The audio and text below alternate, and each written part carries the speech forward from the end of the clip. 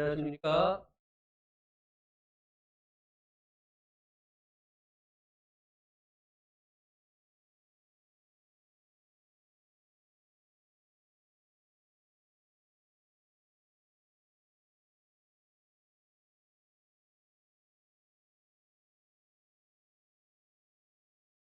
오늘 말씀 본문은 빌립보서 2장 12절 13절 말씀.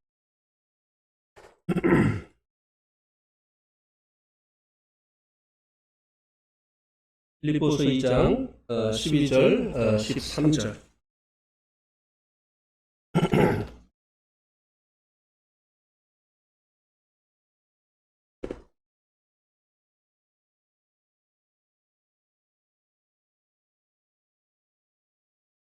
예, 12절은 형제님들, 13절은 자매님들 이렇게 교독하시겠습니다. 시작. 그러므로 나의 사랑하는 자들아, 너희가 나 있을 때뿐 아니라 더욱 지금 나 없을 때에도 항상 복종하여 두렵고 떨림으로 너희 구원을 이루라.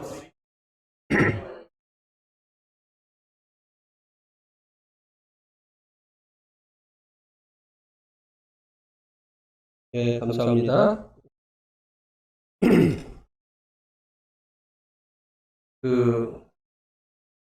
제가 가장 집중이 잘 되는 시간이 옛날에는 이 주일 오전 시간이었거든요. 근데 요즘은 왜 그랬는지 주일 오전 시간이 이렇게 집중력이 떨어져요. 그래가지고 예배를 준비를 한 것을 예배 드리고 나면 다 못했어요.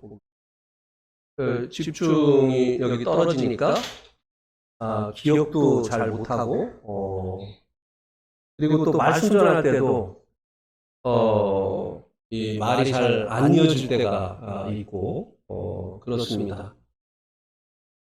그래서 이제 최보 형님한테 이제 화장실에서 이런 말씀을 드렸더니 형제님도 이제 나이가 들어서 굉장히 죄송하더라고요. 나이가 더 드신 형님이 나이를 얘기를 하시니까 그런 것도 있고요. 비염이 심해지면 좀 그런 현상이 일어나는 것 같아요. 지금도 한쪽 귀가 멍멍한 상태인데 빨리 좀 뚫렸으면 좋겠습니다. 오늘 이 본문 말씀을 통해서 말씀을 드릴 말씀의 제목은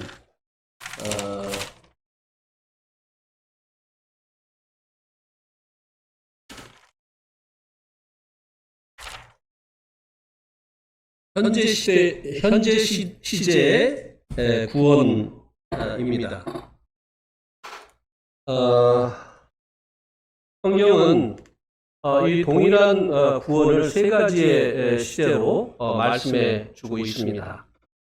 오늘 이 본문에서는 현재 시제의 구원에 대해서 말씀을 해주고 있고요. 에베소서 2장 8절에 한번 보시겠습니까? 에베소서 2장 8절. 에베소서 2장 8절. 여기 보면 너희는 그 은혜에 의하여 믿음으로 말미암아 구원을 받았으니. 여기는 구원을 이미 받은 것으로 말씀해 주고 있지 않습니까? 과거 시제로. 그리고 이제 로마서 5장 9절 10절에 보시면 로마서 5장 9절 10절 9절 10절에 보면 그러면 이제 우리가 그의 피로 말미암아 의롭다 하심을 받았으니 더욱 그로 말미암아 진노하심에서 구원을 받을 것이니 곧 우리가 원수되었을 때 그의 아들의 죽으심으로 말미암아 하나님과 화목하게 되었은즉 화목하게 된 자로서는 더욱 그의 살으심으로 말미암아 구원을 받을 것이니라. 여기는 아직 받지 못한 구원, 앞으로 받게 되어질 구원, 미래 시제로 구원을 말씀해 주고 있습니다. 그래서 요것에 대해서 이제 간단히 이제 정리를 해드리고 오늘은 현재 시제의 구원에 대해서 이 본문 말씀을 가지고 말씀을 드리겠습니다.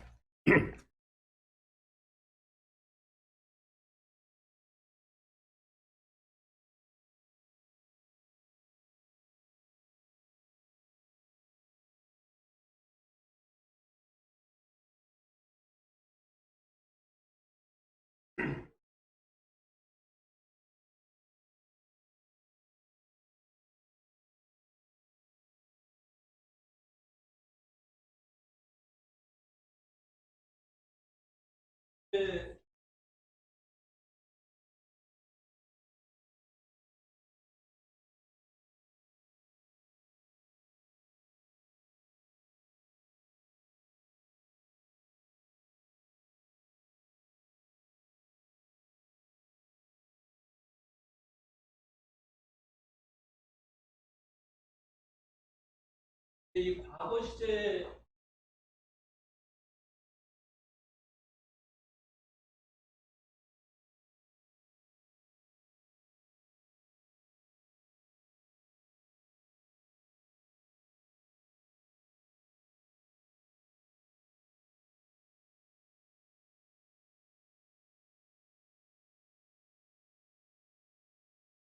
은혜와 말미암아 얻는데 이 은혜는 보면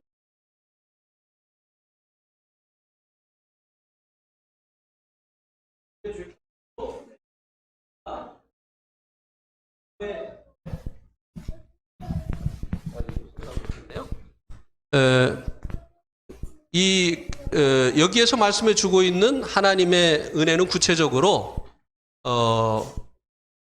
예수님께서 우리의 죄값으로 흘려주신 그 보혈, 피를 말씀해 주는 것이죠.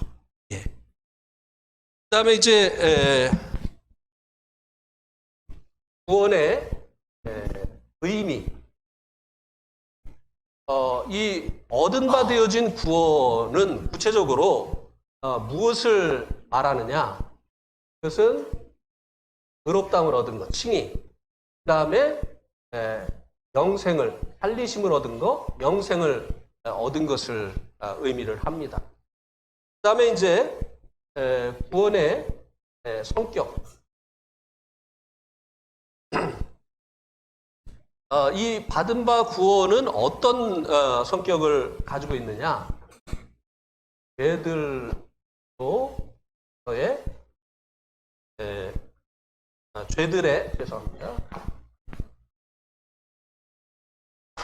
죄들의 형벌로의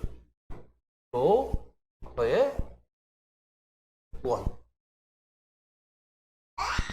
죄들의 형벌로부터 구원. 하나님은 공의로우시기 때문에 죄는 반드시 값을 치르도록 하셔야 되는 분이시죠. 그죠? 그래서 이 죄들의 형벌로부터의 이 구원, 너희가 그 은혜를 인하여 믿음으로 말미암아 구원을 받았다 라고 하는 이 과거 시제로 말씀해주고 있는 이 구원은 바로 죄들의 형벌로부터의 구원을 말씀해 주는 것입니다. 그리고 이제 구원자, 우리가 얻은 바 되어진 이 구원을 이루신 이 구원자가 누구냐? 초림하신 예수님이죠. 예수님이 이 땅에 초림하신 그 목적은 우리를 죄의 형벌로부터 구원하시려고 죄값을 피로 지불하시려고 오신 것이 아니겠습니까? 그 다음에 이제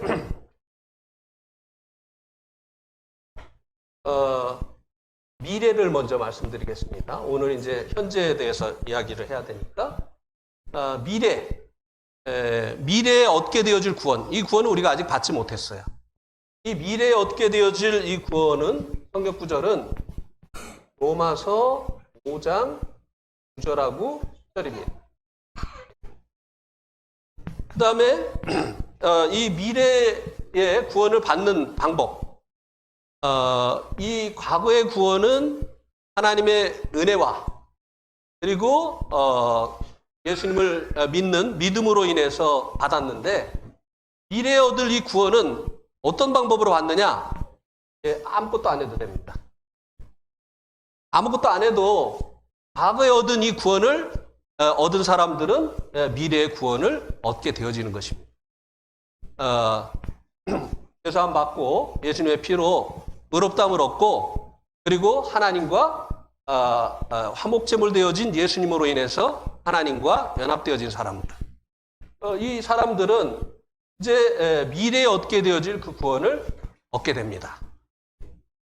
그리고 이 구원은 무엇을 얘기하느냐?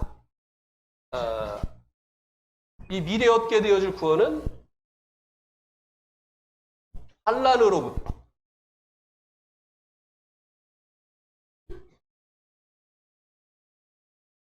환난으로부터의 구원입니다. 환난으로. 마지막 하나님께서 세상을 심판하실 때 7년 동안 세상에 전에도 없었고 이후에도 없을 여러 가지 이제 그 환난이 일어나는데 이 환난이 일어나기 전에 하나님께서 성도들을 공중으로 끌어올리시는 것. 이게 이제 미래에 얻게 되어질 그 구원을 얘기하는 것이고 또 한 가지는 영화롭게 되어지는 것. 주님과 같이 영화롭게 되어지는 것. 우리 몸까지도 이제 부활의 몸을 입게 되어지는 것. 아직 우리가 부활의 몸을 입지 못했잖아요. 그리고 환난이 임하지 않았기 때문에 환난으로부터 우리가 공중으로 휴거되어지는 이 구원은 우리가 아직 얻지 못했어요. 얻으리라. 미래 시제로 말씀해주고 있는 것이죠. 그 다음에 이 구원의 성격은 죄의 존재로부터의 구원. 완전히 이제 죄와 상관없이 되어지는 것이죠. 그 다음에 심판으로부터의 구원입니다. 심판으로부터의 구원. 그 다음에 이 구원은 누구와 관련이 있느냐 하면 재림하시는 예수님과 재림하시는 예수님. 다시 오시는 예수님께서 이 땅에 오시는 그 목적이 예수님께서 이제 공중에 그 재림하시는 그 목적이 성도들을 공중으로 끌어올리셔서 이 땅에 임하는 이 환난으로부터 구원하시기 위해서 오시는 거잖아요.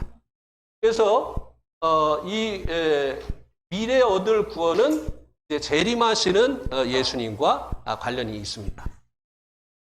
혹시 오해를 하시면 안 돼요. 소림하는 예수님과 재림하는 예수님이 다른 분인가? 똑같은 분이죠. 예. 예. 그 다음에 이제 현재의 구원. 현재 구원의 성구는 우리가 읽었죠? 빌립보서 2장 12절 13절입니다. 빌립보서 2장 12절 13절인데 구원하는 방법. 이 현재의 삶 가운데서 얻어야 될 이 구원을 받는 방법 뭐냐면은 오늘 본문에 나타났는데요. 성령님께 어떻게 해야 돼요? 복종해야 돼요. 현재에 이제 얻게 되어지는 이 구원은 성령님께 복종함으로 얻게 되어지는 것입니다. 그러면 이것은 무엇을 말하느냐?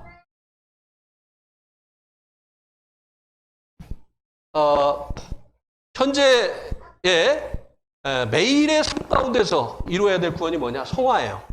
성화. 우리가 하나님 앞에 의롭다함을 얻고 이제 주님 오시는 그날에 영화롭게 되어질 것입니다. 그런데 그때까지 우리가 이 땅에 살아가는 동안에 어떤 구원을 이루어야 되느냐? 바로 성화를 이루어야 되죠. 이것을 베드로전서 1장 4절에서는 베드로후서 1장 4절에서는 신의 성품에 참여한다 그래요.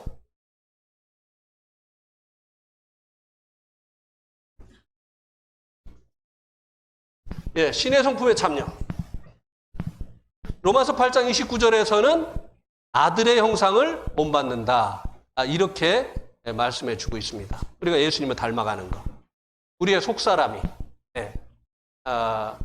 우리의 이제 과거에 과거에 우리가 어떤 사람이었습니까? 먹든지 마시든지 무엇을 하든지 자기 영광을 구하던 사람들이었잖아. 그런데 이제 이런 사람이 이제 죽고 그리스도 안에서 새롭게 되어진 이 속사람이 날마다 먹든지 마시든지 무엇을 하든지 하나님의 영광을 위해서 사는 사람. 자기를 먼저 생각하지 아니하고 하나님의 영광을 먼저 생각하고 다른 사람을 배려할 줄 알고 다른 사람 입장에서 생각할 줄 알고 이렇게 하는 사람으로 이제 변화되어져 가는 것. 이게 이제 현재의 삶 가운데서 이루어야 될 그 구원이죠. 그래서 이 구원의 성격은 죄의 세력으로부터의 구원입니다. 죄가 힘을 가지고 있잖아요. 그래서 선을 행하려고 하는데 악을 행하게 하잖아요. 그러니까 이 죄의 세력으로부터의 이 구원, 죄의 형벌로부터의 구원, 죄의 존재로부터의 구원, 죄의 세력으로부터의 구원.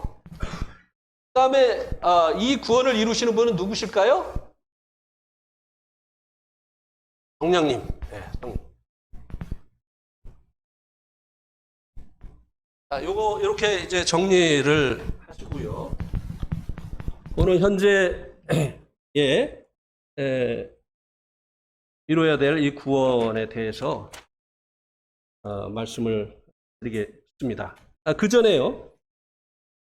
이제 현재의 삶 가운데서 이루어야 될 이 구원, 성화가 성경에 없다고 얘기하는 사람들이 있어요. 저도 들었습니다. 성경에 성화가 없다 그렇게 얘기를 합니다. 근데 이 성화는 한문이잖아요. 한문. 거룩할 성자에 될 화자. 거룩하게 되는 거. 한국말로 하면 거룩하게 되는 거예요.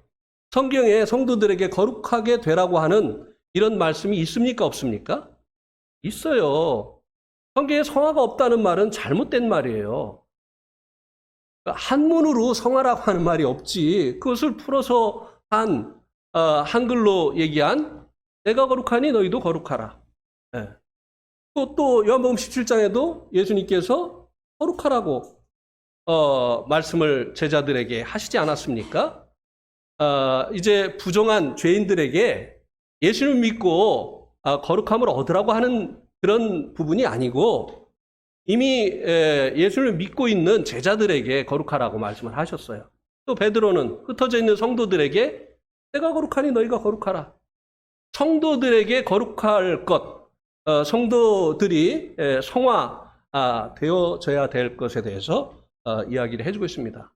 영어 성경에는 많이 있죠. sanctified, sanctification. 예, 많이 나와 있습니다. 이게 이제 성화라고 하는 이 한문 용어가 없다는 것을 가지고 사실 이거요. 이렇게 말씀드리기 죄송합니다만 무식해서 그래요. 왜 성화가 없습니까? 그 다음에 우리 한번 일단 찾아보죠. 요한복음 17장 17절.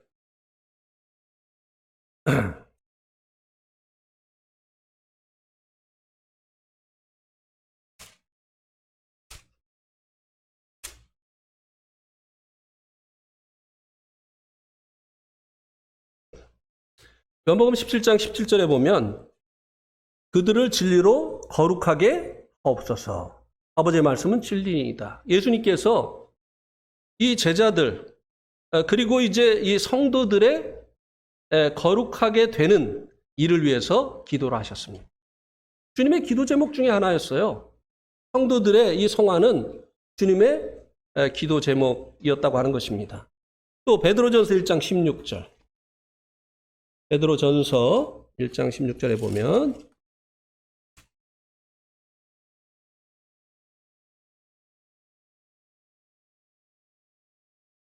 기록되었으되 내가 거룩하니 너희도 거룩할지어다 하셨느니라.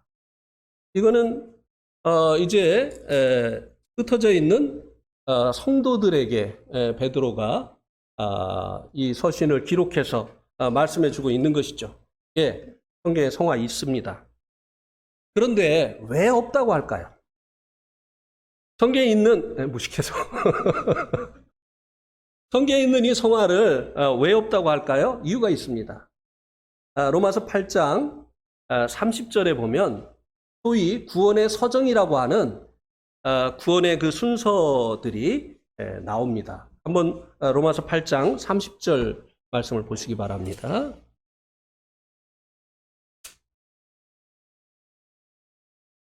로마서 8장 30절에 보면 또 미리 정하신 그들을 또한 부르시고 부르신 그들을 또한 의롭다 하시고 의롭다 하신 그들을 또한 영화롭게 하셨느니라.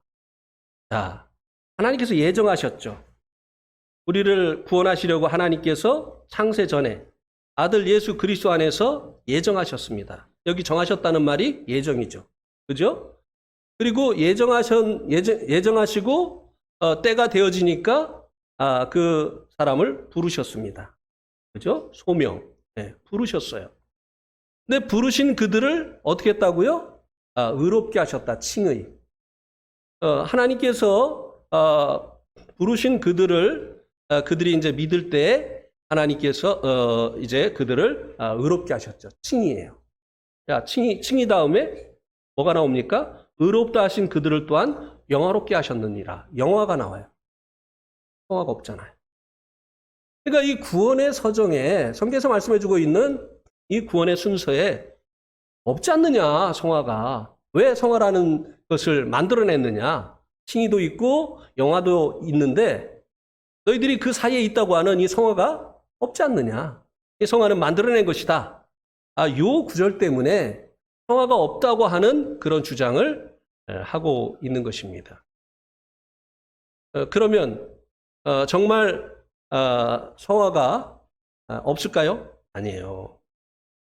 그 앞에 29절에 성화를 풀어서 말씀해주고 있잖아요. 한번 보세요. 하나님 미리 아신 자들을 또한 그 아들의 형상을 본받게 하기 위하여 미리 정하셨으니 이는 그로 많은 형제 중에서 맏아들이 되게 하려 하십니다. 예수님을 본받는 거, 예수님의 그 형상을 닮아가는 거, 이게 성화잖아요. 29절에서 이미 성화를 언급했기 때문에 30절에서 다시 반복해서 말씀해 주지 않고 있는 것 뿐이에요. 예.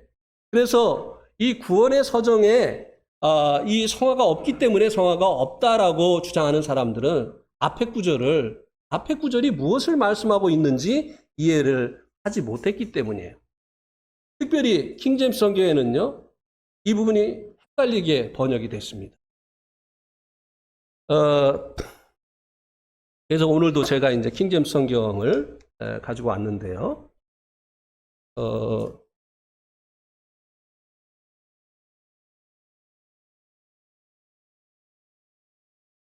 킹제임스 성경은 이 부분을 이제 어떻게 번역을 했느냐면요.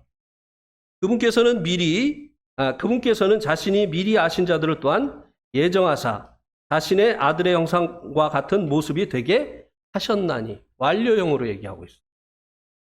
이미 이 성도들을 자신의 아들과 같은 형상으로 되게 하셨다라고 이렇게 말씀해주고 있습니다. 그리고 나서 이것은 그분이 많은 형제들 가운데서 처음 난 자가 되게 하려 하심이라. 이렇게 이제 말씀해주고 있는데요. 이게 이제 그 킹제임스 그 영어를 번역한 건데요. 영어는 전혀 그렇게 말해주고 있지 않습니다. 그러니까 어떤 형제님이 그렇게 얘기를 하더라고요. 왜 이 킹제임스 성경에 이렇게 틀리는 게 맞냐? 그러니까 어떤 형제님이 얘기하기를 그 킹제임스 번역하는 사람들이 영어 실력이 좀 떨어지는 것 같다. 동의가 됩니다. 여기 이제 보면 이 그 아들의 형상을 아들의 형상이 되게 하셨다고 이제 번역한 모습이 되게 하셨다고 이 번역한 부분이 영어 성경에 보면 저도 영어를 잘 못합니다만 he also predestinated to be conformed to the image of his son. 그러니까 특별히 이제 to be conformed. 이게 이제 부정사잖아요. 부정사.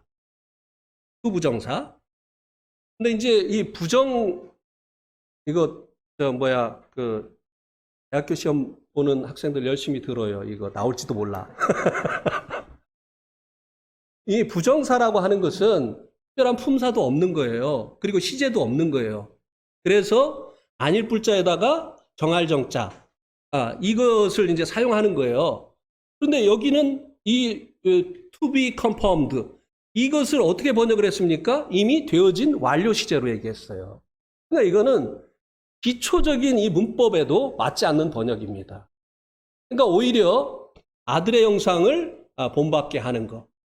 이거는 정해진 때가 없는 거잖아요. 각 성도들이 이제 구원받은 이후에 되어지는 일이기 때문에, 그래서 이제 to 부정사를 이제 사용한 것이기 때문에 이것은 킹제임스 번역보다는 개역 개정 성경이 더 정확히 번역이 되어진 것입니다. 그래서 이제 여기서 말씀해 주고 있는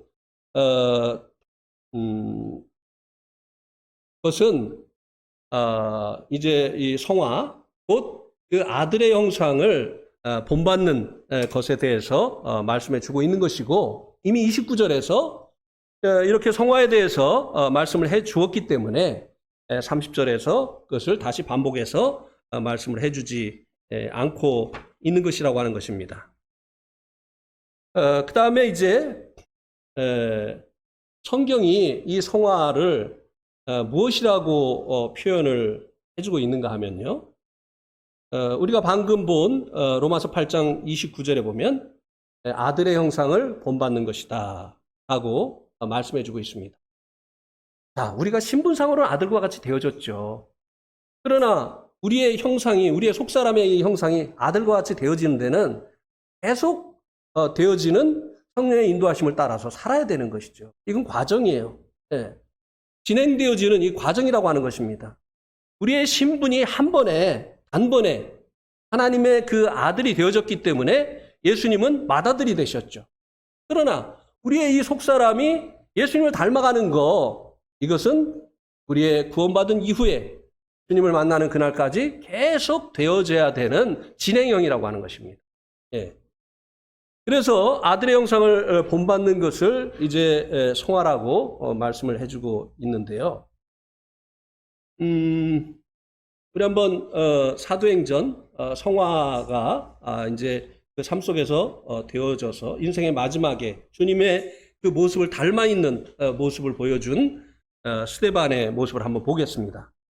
우리 한번 사도행전 7장 57절에서 60절입니다.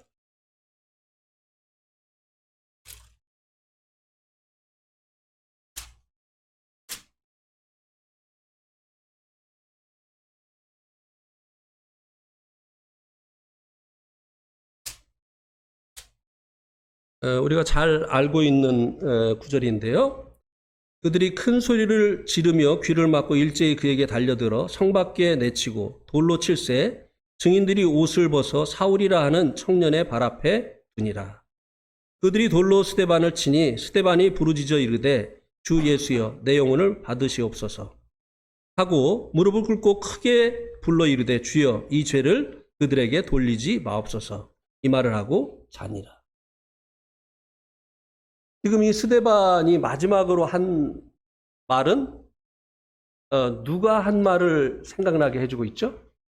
예, 예수님께서 하신 말씀을 생각나게 해주고 있습니다. 스데반은 이제 이 주님을 만난 이후에 이 죽음의 순간까지 계속해서 성령님의 인도하심을 따라서 살았던 것입니다. 그 결과로 인해서 마지막 모습이 거의 예수님과 같은 그런 모습을 나타내 보여주고 있는 것을 보게 되지요. 이것은 하루아침에 되어지는 것은 아닙니다. 그 다음에 이제 베드로후서 1장 4절에는 한번 보시겠습니까? 이 성화를 베드로후서 1장 4절에서는 이로써 그 보배롭고 지극히 큰 약속을 우리에게 주사 이 약속으로 말미암아 너희가 정욕 때문에 세상에서 썩어질 것을 피하여 신성한 성품에 참여하는 자가 되게 하려 하셨느니라. 이것도 이제 완령으로 얘기하고 있지 않아요. 계속해서 우리가 참여해 가는 것이죠. 그래서 이 성화를 아들의 형상을 본받는 것이다. 예수님을 닮아가는 것이다. 그리고 또 신성한 성품에, 신의 성품에 참여하는 것이다 라고 말씀을 해주고 있습니다. 그리고 이제 갈라디아서 5장 22절과 23절에서는 여러분 잘 알고 계시죠? 여기 뭐가 나오죠? 성령의 열매가 나오죠. 성령님을 계속해서 쫓아서 살게 되어질 때 우리의 삶 가운데 이런 이제 성령의 열매가 나타나는데, 사실은 이 성령의 열매는 주님의 모습입니다. 결국 이 성령님이 오셔서 이루어내시기를 원하시는 게 뭐냐? 바로 우리를 주님의 형상으로 깎아내시기를 원하신다고 하는 것입니다. 성령님이 조각가예요. 우리가 그분에게 우리 자신을 계속 내어드리게 될 때 그분은 멋진 주님의 모습으로 우리를 깎아내신다고 하는 것입니다. 이게 바로 성령님의 열매라고 하는 것입니다. 그래서 이 성화는 첫째, 아들의 형상을 본받는 것, 예수님을 닮아가는 것, 둘째, 신의 성품에 참여하는 것, 셋째, 성령의 열매. 다 똑같은 얘기예요.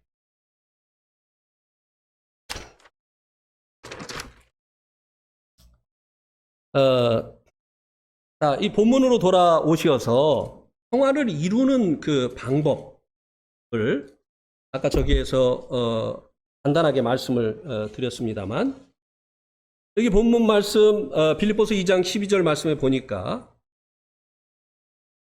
그러므로 나의 사랑하는 자들아, 너희가 나 있을 때뿐 아니라 더욱 지금 나 없을 때에도 항상 복종하여 두렵고 떨림으로 너희 구원을 이루라.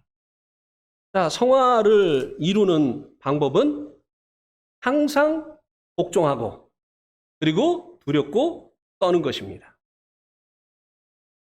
13절은 누구에게 복종을 해야 되느냐?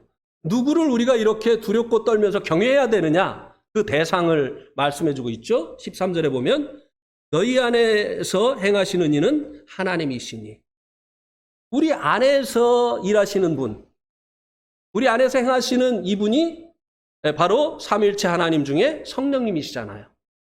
그러니까 우리 안에서 행하시는 이 성령님께 우리가 복종하는 것, 우리 안에 계신 그분에 대해서, 그분을 하나님으로 알고 그분에 대해서 두렵고 떠는 것, 그분을 경외하는 것, 이것이 바로 우리 안에서 하나님께서 이루시기를 원하시는 이 성화가 이루어지는 방법이라고 하는 것입니다.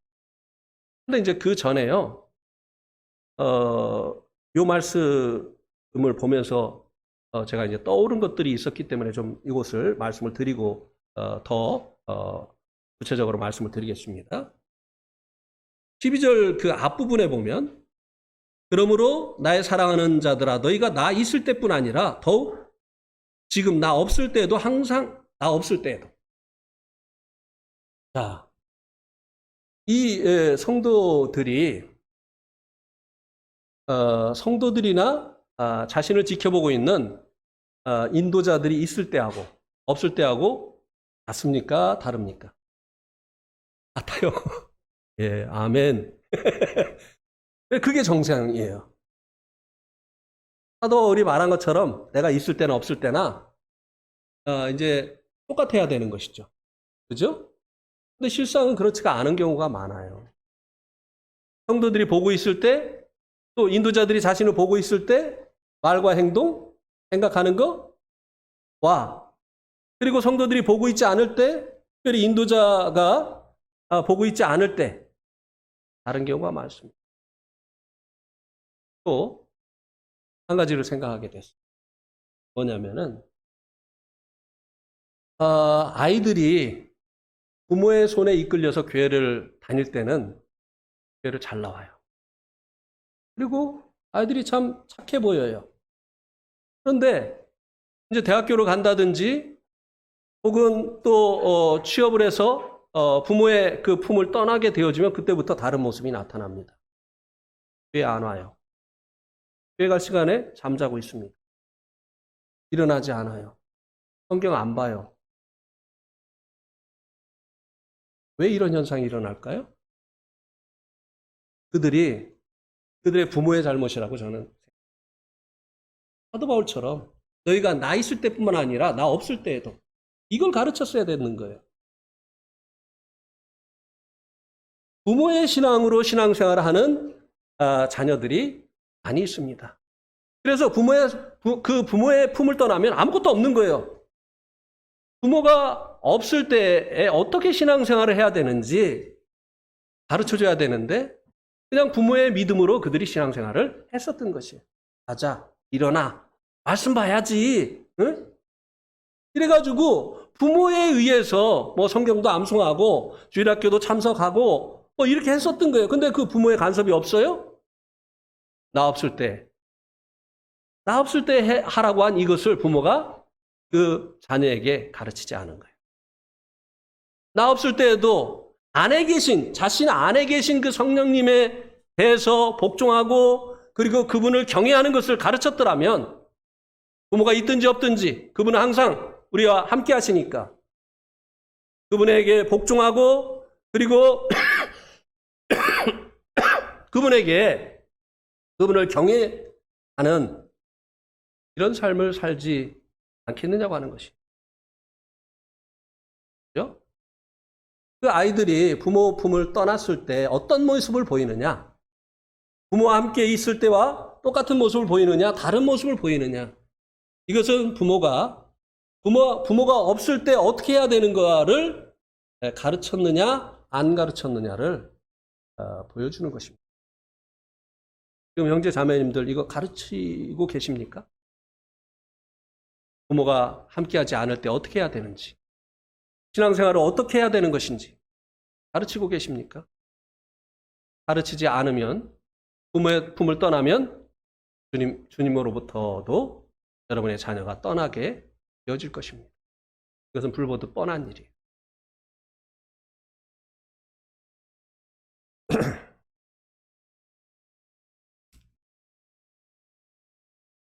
그래서 이 성화를 이루는 방법은 매사에 안에 계신 성령님의 그 음성을 듣고 그리고 그 음성을 좇아서 살아가는 것입니다. 복종하는 것이에요.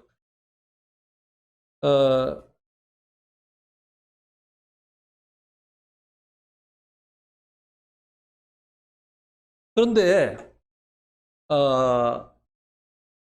이제 이런 그 삶을 실제적으로는 우리들이 이제 실패하는 경우가 많이 있잖아요. 주님께 복종하지 못하고 그 반대로 행하게 되어지는 이런 경우가 많이 있잖아요. 그죠? 욕해도 욕하지 않고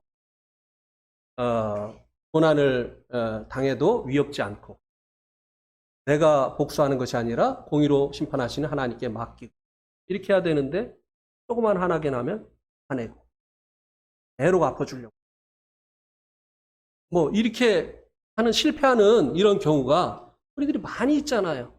아니면 외면하고 네가 나한테 그렇게 했으니까 나 지금부터 너 안 봐. 이렇게 하면서 실제적인 삶 가운데서 성령님이 우리를 인도하시고 말씀하시는 것과는 반대로 행하는 실패하는 이런 경우들이 많이 있지 않느냐고 하는 것입니다. 왜 그럴까요? 사단의 방해 때문입니다.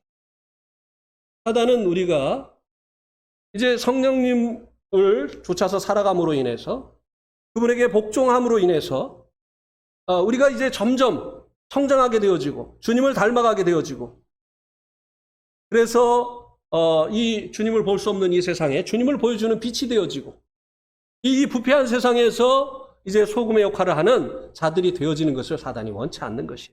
방해합니다. 그래서 이 사단의 방해 때문에 실패를 하는 것입니다. 그래서 이제 실패하는 그 예를 로마서 7장 15절, 19절이 보여주고 있지 않습니까? 한번 보시기 바랍니다. 로마서 7장 15절 19절. 내가 행하는 것을 내가 알지 못하노니 곧 내가 원하는 것은 행하지 아니하고 도리어 미워하는 것을 행함이라. 9절. 내가 원하는 바 선은 행하지 아니하고 도리어 원하지 아니하는 바 악을 행하는도다. 이런 거 우리가 자꾸 경험하잖아요. 내가 이렇게 하면 안 되는데 하는데도 그런 우리가 잘못된 일을 반복하게 됩니다. 이것은 주님이 원하시는 것이 아닌데, 근데 이거 알기만 해도 참 성숙한 성도예요. 자기가 지금 전혀 성령님의 지시하는 방향과는 반대로 가고 있는데도요, 모르고 계속 그 일을 반복하는 이런 경우가 있어요. 이거 내가 잘못하고 있다는 거 알기만 해도 성숙한 성도예요. 그거 알면 다행이죠. 당연한 거로 아는, 반대로 행하고 있으면서도 이것이 성령님의 인도하심을 쫓지 않고 있다고 하는 것을 모르는 이런 경우가 참 안타깝게도 있습니다. 그렇게 많지는 않지만 그건 정상적인 성도의 모습이 아니죠. 그래서 우리가 때로 잘못을 하고 나면 집에 돌아가면 어떻게 되죠? 주님께서 탄식하시잖아요. 너 왜 그렇게 말을 했어? 너 왜 그렇게 행동을 했어?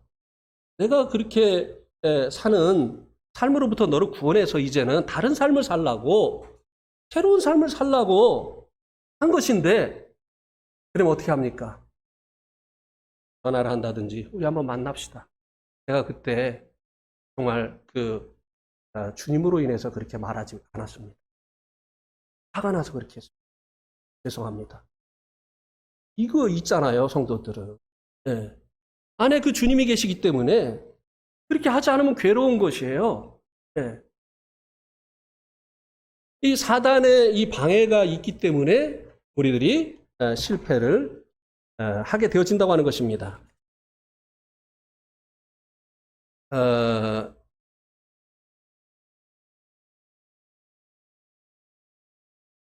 이 실패를 하게 되는 이 근본적인 이유가 이제 20절, 7장 20절에 있는 대로 만일 내가 원하지 아니하는 그것을 하면 이를 행하는 자가 내가 아니요 내 속에 관은 뭐라고요? 죄다. 여러분, 성도 안에 죄가 있습니까? 없습니까? 있어요. 근데 이제 우리가 복음 듣고 이제 구원을 점검받을 때 어떻게 하죠? 예수님이 우리 죄를 가져가시고 하셔서 십자가에서 다 피로 씻어주셨습니다. 이거 믿습니까? 그래. 예, 믿습니다. 그럼 죄 있어요? 없어요? 없어요. 이래가지고 이제 합격을 받았거든요. 근데 이제 성도 안에 죄가 있어요? 없어요? 그러니까 없는데. 없다고 했는데. 이따가 하면 또 이거 불합격되는 거 아니야? 근데 성경은 뭐라고 말씀해주고 있습니까? 이 죄가 선을 행하려고 하는데 악을 행하게 만드는 원인이라고 말씀해줘요. 우리가 씻음받은 죄는 뭐죠? 우리가 그것을 이제 볼 때 많이 보는 베드로 전서 2장 24절 말씀을 한번 보세요. 베드로 전서 2장 24절.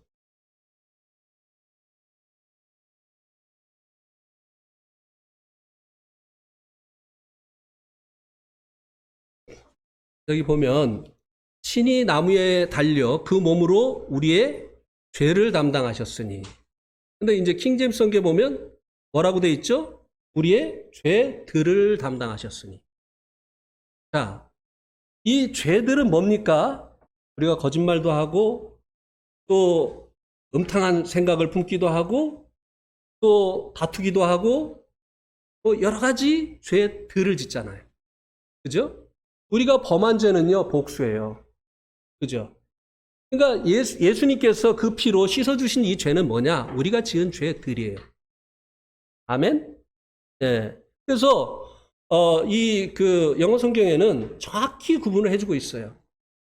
예수님께서 담당해 주신 것이 우리가 범한 죄들이다라고 하는 것을 말씀해 주고 있어요. 그런데, 성도로 계속 주님의 그 뜻을 쫓아서 살지 못하도록 하는, 또 때로는 넘어지게 하는, 이것은 무엇이라고요?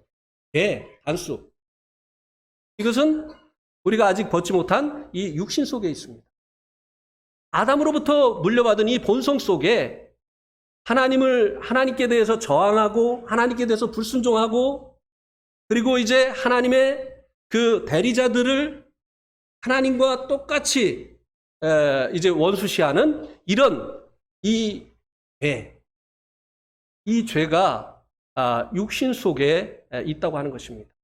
이 죄가요, 우리가 하나님을 이제 성령님을 쫓아서 그분에게 이제 복종하는 이 삶을 사는 것을 방해를 한다고 하는 것입니다. 그래서 실패를 하게 되어지는 것이죠. 그런데 그래서 성령님이 오셨잖아요. 이 죄가 우리를 이제 끌고 가지 못하게 하려고 더 큰 능력을 가지고 계신 성령님이 그래서 우리 안에 오셨잖아요. 근데 성령님이 오셨는데도 왜 우리가 죄에게 끌려가고 죄로 인해서 실패를 하느냐 이 말입니다. 죄는요, 강제적입니다. 그래서 우리가 선을 행하기를 원하는데 죄가 악을 행하게 해요. 강제적이에요, 이 죄는. 그런데 성령님은요, 강제적으로 우리를 인도하시는 분이 아니라는 거예요. 여기에 문제가 있어요. 성령님이요, 이 죄처럼 우리를 자기가 원하는 대로 막 끌고 가셨으면 우리 다 어떻게 됐어요? 다 성화됐죠. 매일 우리는 죄로부터 승리합니다. 우리 무시하시고, 우리가 뭘 원하든지 그냥 우리의 생각 딱 무시하시고요, 그냥 계속 성령님이 원하신 대로 죄처럼 막 끌고 가면 우리는 매일 승리해요. 그리고 우리는 이미 성화됐어요. 그렇습니까? 안 그렇습니까? 그런데 왜 안 되느냐 이거예요. 성령님이 계신데. 자, 8장 15절 보세요. 로마서 8장 15절.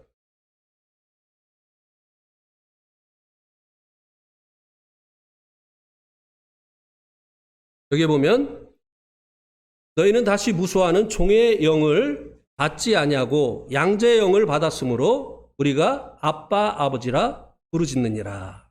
자, 이 성령님은 종의 영이 아니라고 하는 것입니다. 이 시대의 종은 그 슬레이브를 얘기하잖아요. 주인의 재산으로 여겨졌던 이 그 종.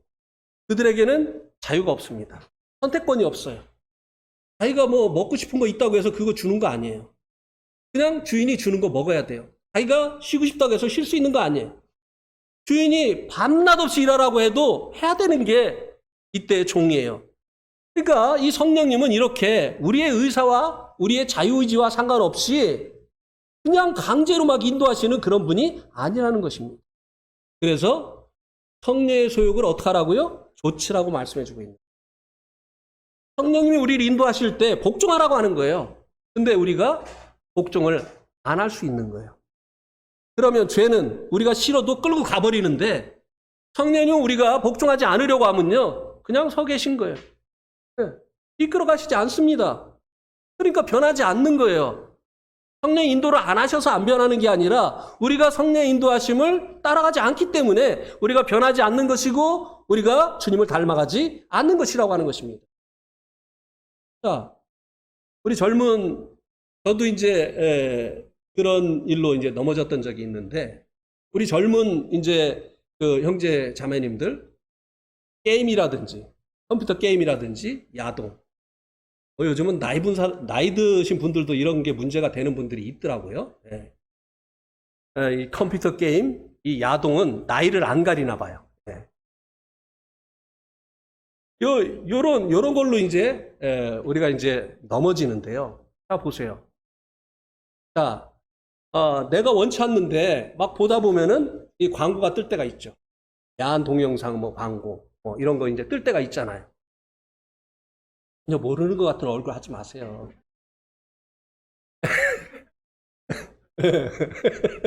하늘에서 듣고 웃으시기요. 우리 자매님 빼놓고, 우리 홍자연이 거짓말 안 하는 줄 제가 믿습니다. 근데 이제 그런 것이 이제 떴단 말이에요. 그러면은 이제 두 마음이 발동을 합니다. 그죠? 하나님 성령님께서 너 지금 이거 보고자 하는 거 글로 가. 그렇게 하는데 이 죄로 말미암는 육체의 소욕은 어떻게 하죠? 한번 보고 가자. 쉬었다 가자. 이렇게 하는 거예요. 근데 어떻게 해야 되죠, 그때? 성령님이 그냥 강제로 우리를 끌고 가버리면 야동 안 보는데. 그죠? 게임에 안 빠지는데. 그분이 그거 가지 말라고만 하시지, 우리를 강제로 끌고 가시지 않는 거예요. 그분에게 복종은 누가 해야 되는 것이에요? 내가 해야 되는 것이에요, 내가. 예. 그러니까 맨날 새카만 얼굴 하고 나타나는 분들은 내가 안 하기 때문에 그래요. 예. 무슨 말인지 알겠죠? 맨날 그 빛나는 얼굴로 오는 분들은 뭐예요? 맨날 승리하는 거예요. 성령님께 복종하는 거예요. 예, 그러니까 일찍 자고 일찍 일어나니까 얼굴이 하얗지. 근데 그냥 끌려가가지고, 예. 그래가지고 잠을 못 자니까 얼굴이 까만 거예요. 소화도 안 되고 막 그러니까. 예. 안도 나빠지는 거예요. 죄송합니다. 오해는 하지 마세요. 예. 아이고, 오늘 내 얼굴 까만 이유가 그거라고 했어. 아닌데! 막. 아닌 분도 많아요. 예. 예. 그러면 이제 성령님이 주시는 소원을 따라서 하는 그 비결이 뭐냐? 성령님이 주시는 그 소원을 따라서 이제 복종하면서 살아가서 매일 영적으로 성숙하고 그리고 주님을 닮아가는 이 비결이 뭐냐? 성령님께 복종하고 그 다음에 빌립보서 2장 12절에 보면 뭐라고 말씀을 해주고 있습니까? 복종하고 어떻게 너희 구원을 이루라고 했죠?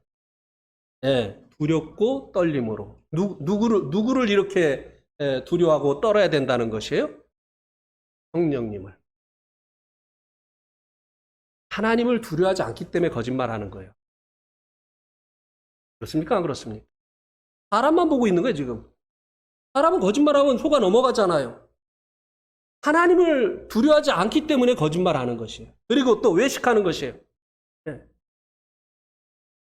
그래서 이 성령님을 쫓아서 살아가고 그리고 승리하고 그리고 변화되어지고 주님을 닮아가는 이런 삶을 성화되어지는 이 삶을 살 수 있는 비결은요, 그분을 두려워하고 떠는 것입니다.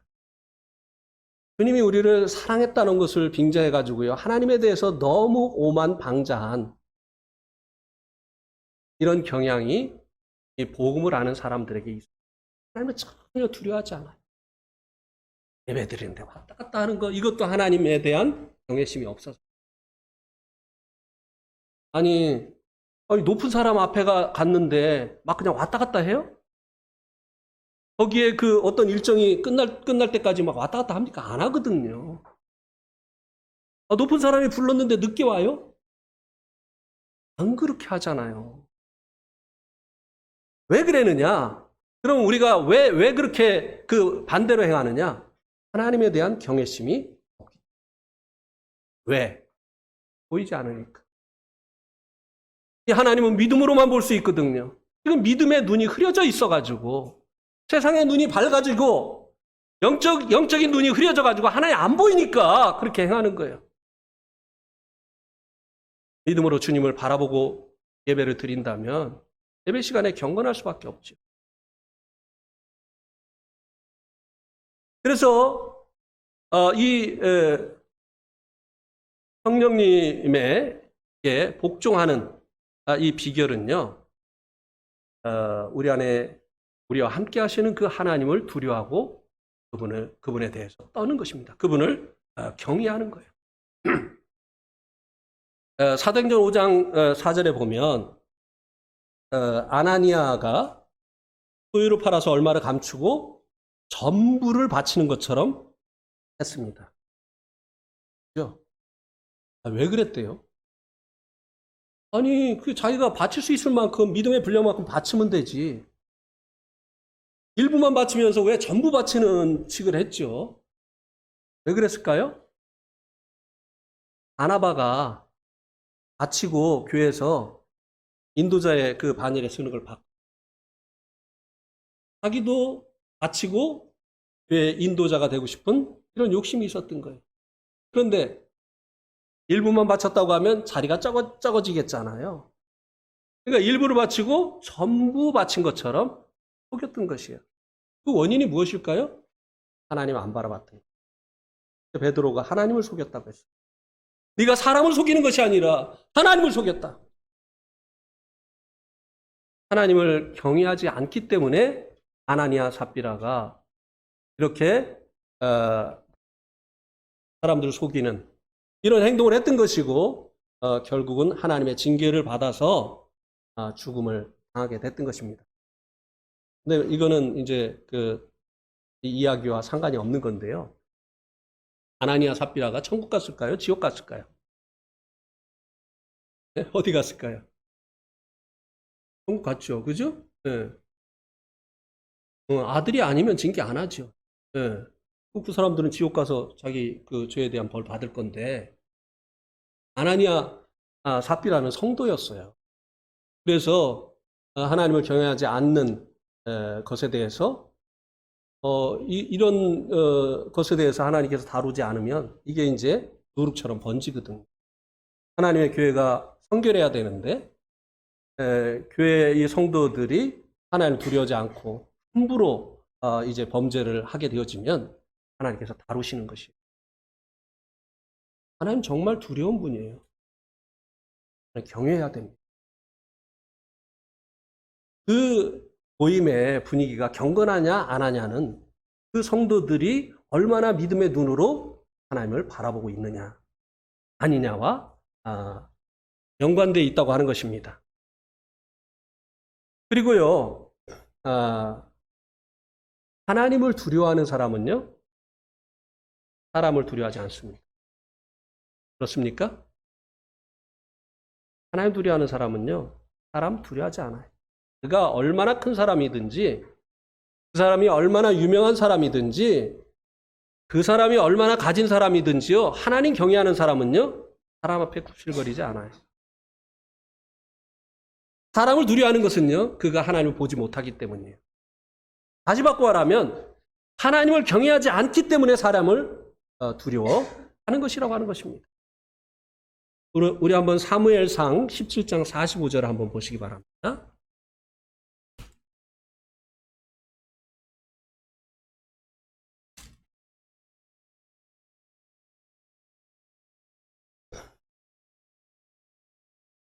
다윗이 블레셋 사람에게 이르되 너는 칼과 창과 단창으로 내게 나오거니와 나는 만군의 여호와의 이름 곧 내가 모욕하는 이스라엘 군대의 하나님의 이름으로 내게 나아가노라. 이 골리앗이 나와가지고 자기하고 1대1로 싸우자. 다 싸울 거 없이 1대1로 싸우자. 그리고 이제 누가 이기든지 이긴 쪽에 다 속하도록 그렇게 이제 하자. 골리앗이 나와서 그렇게 외치니까 이스라엘 백성들이 어떻게 했습니까?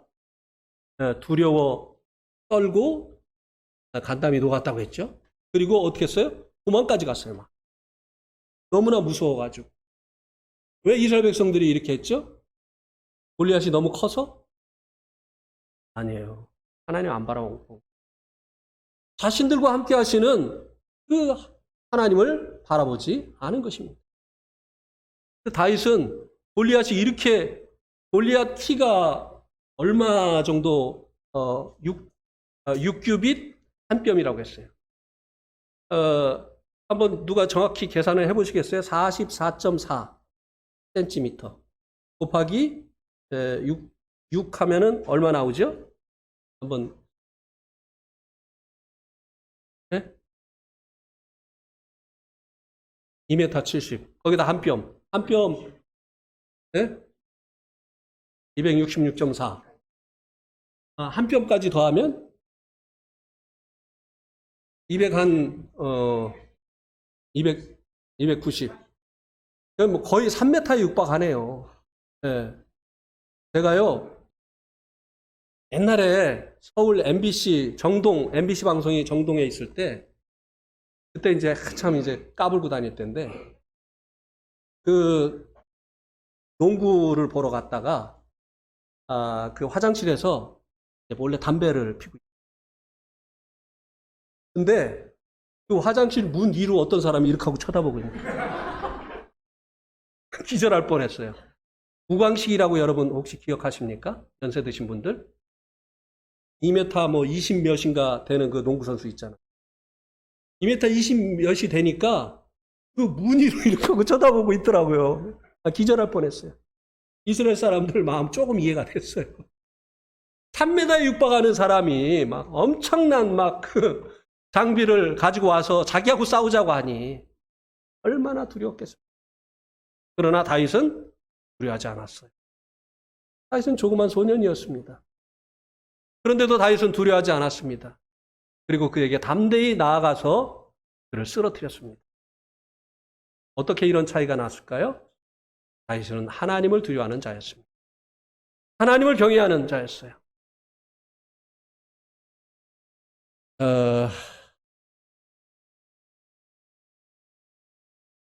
그래서 하나님을 경외하면 자의적인 그 소원을 버리고 그리고 성령님의 소원을 쫓아서 행하게 되죠. 사도 바울이 무시아 앞에서 아시아 쪽인 비두니아 쪽으로 가려고 애를 썼을 때 예수님의 영, 성령님께서 막으셨습니다. 그리고 그들이 드로아, 지금의 이제 터키의 그 트로이죠. 거기에 있을 때 마게도냐 사람의 환상을 보여주시어서 와서 도우라. 그래서 바울이 이제 이 복음을 들고 유럽 지역으로 가게 되셨습니다. 그가 이제 하나님을 경외하는 사람이었기 때문에 성령님의 그 막으심을 인해서 멈춰 섰던 것입니다. 가고자 했던 그 길에서 멈춰 섰던 것이고 돌이켰던 것이고 성령님께서 인도하시는 그 동유럽 지역으로 가게 되어졌던 것입니다. 이렇게 사도 바울은 일생을 이제 자기를 부인하고 성령님의 그 인도하시는 대로 그분에게 복종하는 이와 같은 삶을 살게 되어졌습니다. 그 결과가 어떻게 되어졌을까요? 우리 한번 디모데후서 4장 11절을 보시기 바랍니다. 디모데후서 4장 11절.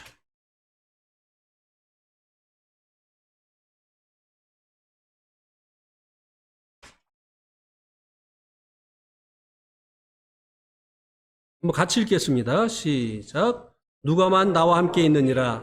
내가 올 때에 마가를 데리고 오라.